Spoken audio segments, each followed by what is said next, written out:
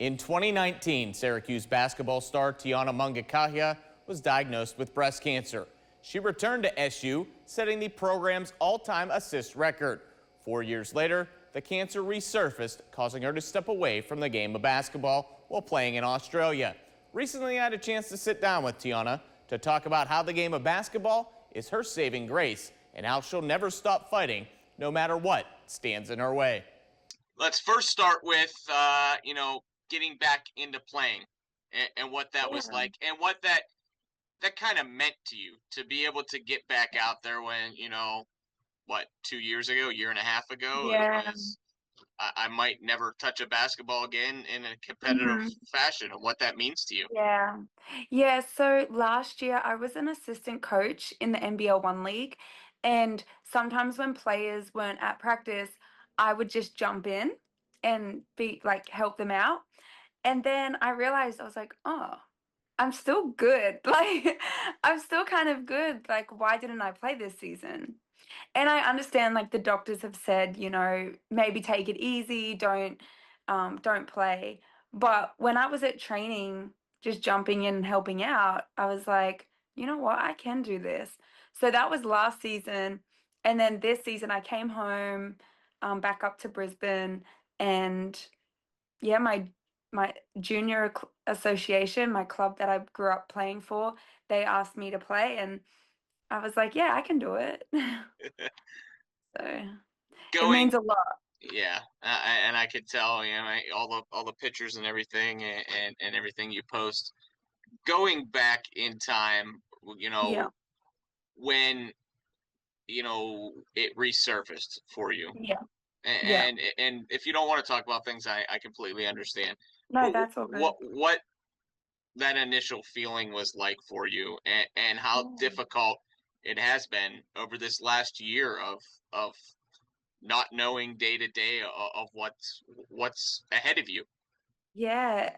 So initially, so 2 years ago in 2023, when I was re-diagnosed, and the doctor told me I had to, well, they suggested slash told me that I should medically retire. And I remember thinking I was really upset and emotional, and I just remember thinking like, oh my gosh, what am I gonna do? Like, that's literally my life. And I think it was a lot more difficult for me that time because initially in Syracuse, my doctors were like, okay, this is the plan. You've got treatment, surgeries, and then you can get back on the court. So there was a plan and a process. Where this time it was kind of like, you're not going to be able to play ever again. And so I just remember crying a lot, honestly. It was really hard for probably 4 months. Um, I just I would cry if a fly flew by me. Like, I was very emotional. I didn't know what my purpose was in life. Um, and yeah, it was just really difficult for me to get out of that hole. And then that's when Sydney Flames offered me to be an assistant coach for them, which I was so grateful for because that is what kind of got me out of that hole. What has this last year been like as far as treatments are concerned, and health wise, kind of where do you stand, and Yeah. looking at the future? Yeah, so it's been a roller coaster, honestly. Anyone that is going through any type of cancer, like at this stage, because it's stage 4 now, so it's metastasized in other areas. I commend anyone going through this. Treatments work and then they stop working, and then you got to change treatments, and then that one works for maybe 4 months, and then you got to, and I'm grateful that there are lots of treatments for me to try and see if they work. But I guess it's just like an emotional roller coaster. Like you go into the office at the doctors and they're like, yeah, it's working. So then you're on a high, you're like, yes, treatment's working for about 5 months. And then you go back in for your 3 monthly scans and they're like, oh, it's spreading a little bit. We need to tame it again. So we're going to try this. And, you know, the thing that gets me through those situations is my family and the support that I have. It's always been that. From the day, even Syracuse, when I was in Syracuse, like the support I got from the community, from my teammates, from my coaches, everyone there, it helps so much. And yeah, that's what's helped me this time getting through it is my family. My mother-in-law had breast cancer, and I stood holding her hand as those chemo treatments were happening, and there Yeah, wasn't a tougher time, in my wife and I's life of not knowing the day-to-day aspect of yeah. things, and when Mhm. you talk about your family and how they've helped you, like how has that crutch always been there for you, knowing that no matter what, they're by my side? Yeah, it helps me push through. Because there's days where you just think like, again, why am I here? Why am I on earth? Like, what is my purpose here? Like, is it to just travel? And because that's what I've started to do more. It's like, okay, I'm just gonna start traveling more, and it's like, why am I here? And then I think about my family and all the support and like the strength that they've given me to push forward and to carry on. And so I think that's what it does. It helps me continue to live and to know that I can fight it and push through. Yeah. How has the coaching realm of things changed your life? You're jumping Yeah. in and coaching, the younger, hopefully the Yeah. next Tiana Managakhia, Yeah. hopefully to come through the Syracuse door. That Australian I know. pipeline I hope keeps coming so. with Coach Jack. But how has that helped you in your day to day battles? Yeah, it's helped so much. I think I learned because my first coaching job was with the Sydney Flames in the WNBL. I had great mentors. Like the head coach was amazing, Guy Malloy, and then assistant coach Renee Garlop, who just came second at the World Championships for the under-19s. She is my mentor, and so learning from her and Guy has been amazing. And I think it's helped me so much because my first 2 years was with them. So it's helped me so much leading into my first head coaching job this year with it's like the younger girls of the NBL one. And we came second. So just even making it to the grand final, and I would call them throughout the week and I'd be like, oh my gosh, I don't know what to do. We need a new baseline out of bounds. Like, is there any suggestions? And so having them in my corner helped me so much. And it's just given me purpose and reminded me, why I'm here to help this younger generation. And to like have something to look forward to and help them just talk to them about my college experience. I went through junior college. Everyone wants to go straight D1 or so it's been great for me to help mentor these young girls. Going back in time, bringing up the Hutchins Community College days Yeah. a little Yeah. bit. I remember watching those videos of you back in the day. Who is Yeah. this person coming from this community college in the middle of Random. nowhere was Yeah, Kansas? literally so Yeah. random. Um, No, so, when you look back at what the game of basketball has given you, what does mm, that mean when I say the game of basketball to you? yeah.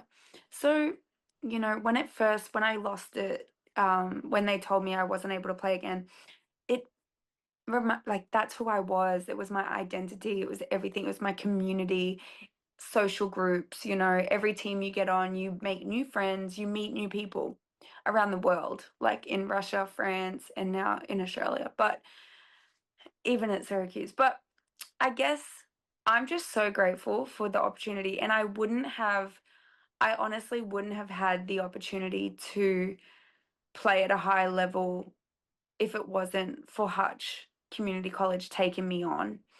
Because I wasn't very good at like not good at school, but the effort when it came to school, it wasn't something I thought I could do at college. I didn't. And so they took me in, and then the opportunity at Syracuse that gave me to continue to play professionally. It and I think about my life a lot and the places I've been, the people I've met, and I've lived such an amazing life. Some people don't even get the opportunity to live the life that I've lived. And I know that it's not all of it, but most of it has come through basketball. And so I'm just so grateful for the opportunity that basketball has given me. Honestly, even now coaching, it's like I've always wanted to coach, but I didn't realize I would actually be kind of good at it. You're good at anything you step and put your mind to. And along those lines of a message that you would give a young Tiana Managakhia, a young athlete, not even maybe aspiring to be a Division I basketball player, but Mhm. a young athlete today that you know Yeah, you would like to give to yourself maybe 15, 16 yeah, years ago. yeah. So when I think back to my journey, there was a phase in my life where I started working at McDonald's because I didn't think basketball was an option for me anymore. No team in Australia wanted me. WNBL, they didn't want me. So that's when I went to Hutch. But I would say to one, not give up, and then two, there's different routes that everyone can take. You know, your route is my route. I mean, I was at Syracuse for 4 years, at junior college for 2 years, and then I went to play in Russia and France. So the route that you take is different to everybody, but it doesn't mean it's better and it doesn't mean it's worse. So I think that's super important is when it comes to sports and athletics and your journey, it's going to be different to everyone's. There's no correct way to go about it. Just continue to push on. I'll kind of end with you, and you touched on how important your family is to you. Like Mhm. when you look at the journey that you've been on, is there, you know, a silver lining to it that you can look back and say, you know what, no matter what, I fought once through this Yeah. disease. I'm It's fighting it actually, again, and I'm not going to give up until I yeah. have this thing. I've done the same thing on the basketball floor. Like, can you look back and take that as a silver lining of Tiana, everyone that you've inspired, throughout this journey, if it be on the basketball floor, if it be what you're battling day in and day out. Yeah. Yeah. And this week has actually been probably one of my hardest weeks because I'm I've been through it, like losing my hair. Like I've been through that twice now.